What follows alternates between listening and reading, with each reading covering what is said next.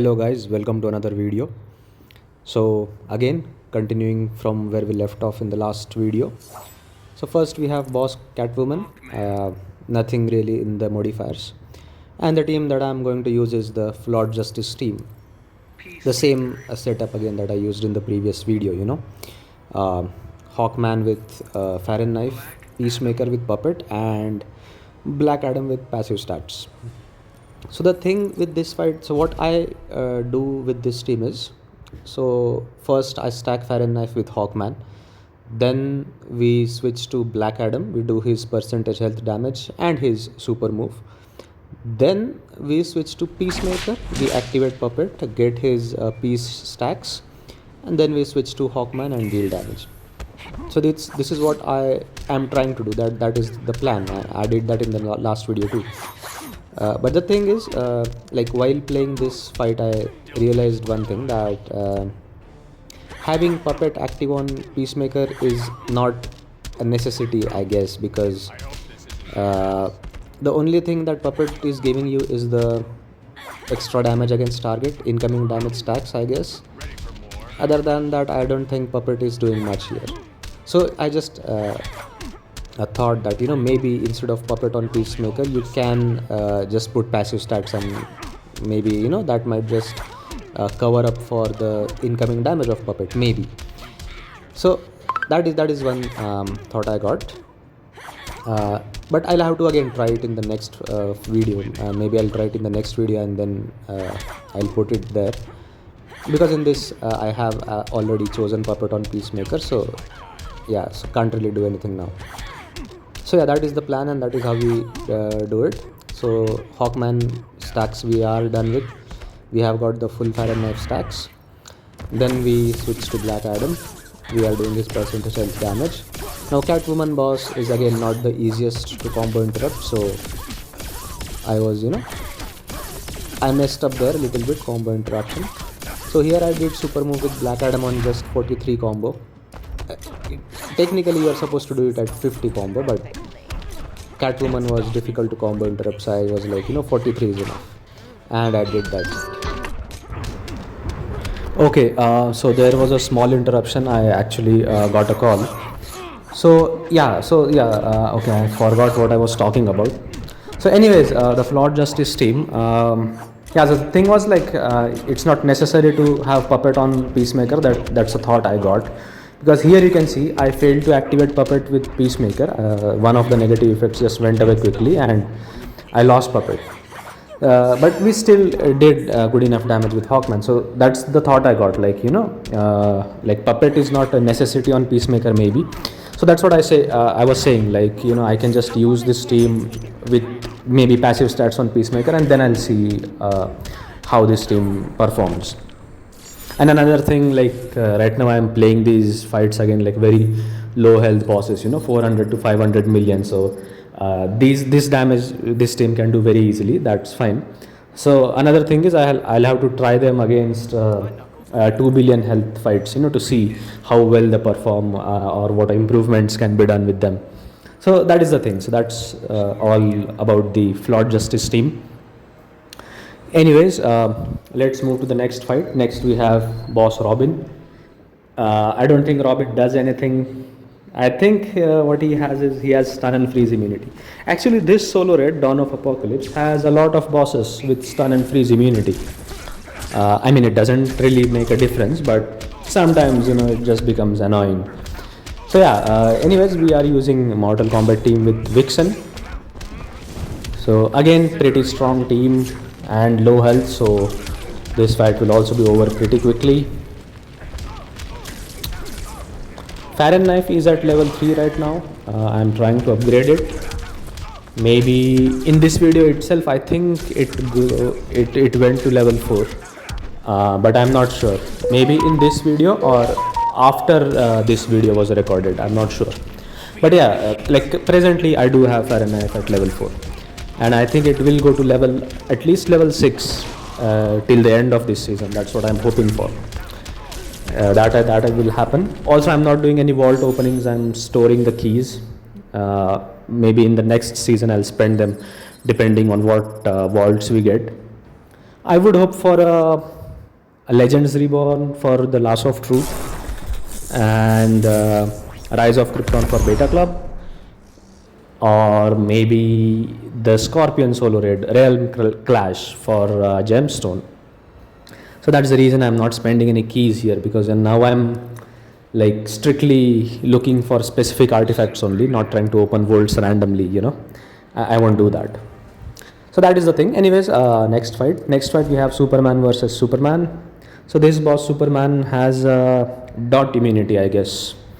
Yeah, because that's the reason I'm using a twin blade on Superman instead of Faren knife, because usually I would use Faren knife on DCU Superman, but this man is immune to dot damage, so we cannot use Faren knife really here. So that's the reason we are going with twin blade. The setup is same, Killer Frost and Justice League Flash.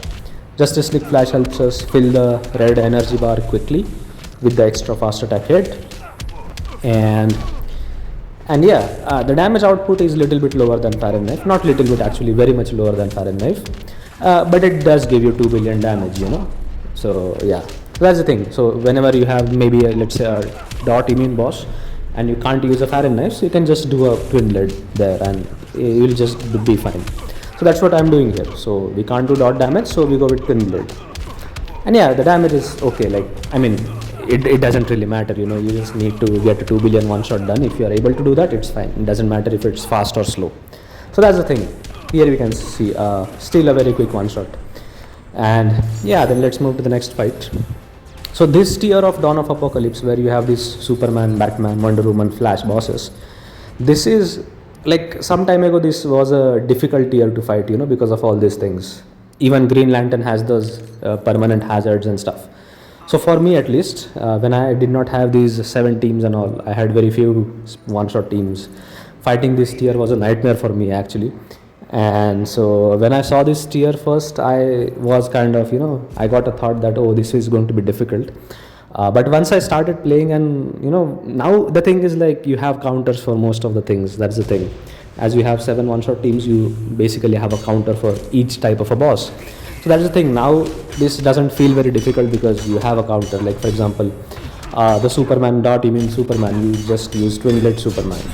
Faren knife helps because now King is able to do 2 billion damage, so one of the boss will be taken out by him, and so on. So these kind of counters. Supergirl can counter like many things.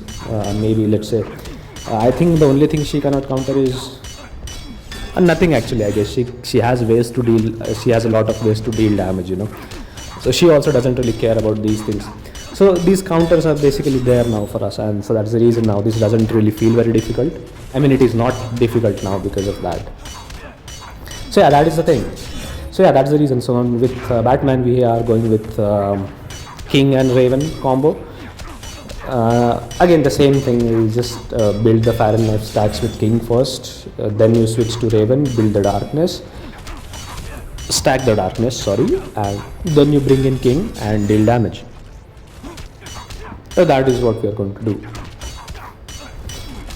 And while building Faren knife stacks itself, when you do specials to stay unhittable, you are also building the damage buff for King. So both the things, take place simultaneously. So that's the thing with this. So here I messed up a little bit. I let him do a lot of specials. Another mess up. Now this second special actually blinds you. So here this caused a waste of time a little bit because Raven got blinded, so was not able to stack darkness quickly. It took some time, lost a few seconds there. But anyways, now we have got him. Once we've got him, it's fine. He will be dead quickly. We'll just we'll just stack darkness now, and then we tag in King, and he will be dead in a few seconds. Then that's what's going to happen. Also, if my voice feels a little bit low or tired, maybe that might happen because I am actually tired. Yeah. Again, I am a little bit busy with the job here, the work. So, I am getting time to play and record my voice. I do get time for that, but still, it's a little bit exhausting. Yeah, I'm not in the best physical state right now. Anyways, that's not the point. Let's move to the next fight. So next we have Wonder Woman. Her thing, I don't think she does anything difficult in her modifiers, so we are simply going with EPI, Harley, and Zatanna. So again, as you guys know very well, I'm just using Zatanna now instead of Girl of Steel. So it's like I use both of them with this team. You can use any, doesn't matter. So one advantage with Zatanna is that, once you stack Puppet with Zatanna, you get damage against target, and that basically makes you deal a lot of damage with EPI. That doesn't happen with a Girl of Steel Super Girl. She gives you a little bit more damage buff, but as you guys know very well, like, damage buff combined with incoming damage is pretty strong, because that just multiplies the values instead of adding to them. That's how the damage basically is calculated. So damage against target is basically a better thing than damage buff together, that kind of thing. Like, 2 damage buff adding together is worse than 1 damage buff and 1 incoming damage together. That kind of a deal there. So with Supergirl you basically have only a damage buff. With Zatanna you have incoming damage along with the damage buff, like that. So that's why that is better, and that makes you deal a little bit more damage. You can imagine like an EPI plus Raven combo, because Raven also gives you the same thing, which Puppet stacks gives you the incoming damage. So that kind of a deal there. So anyways, she's dead, and let's move to the next fight then. So next I think we'll have Flash. Yeah. Okay, Flash also is immune to stun and freeze, I guess, and I think he does something else. I did not read the description well. It doesn't matter, because I'm going to use Supergirl. Again, Supergirl doesn't really need any supports, but I am going with Shazam. Shazam again is just, it doesn't do much. His attack increase is not the best thing in the world. And the third support is Classic Wonder Woman. Now Classic Wonder Woman is also technically not required with her,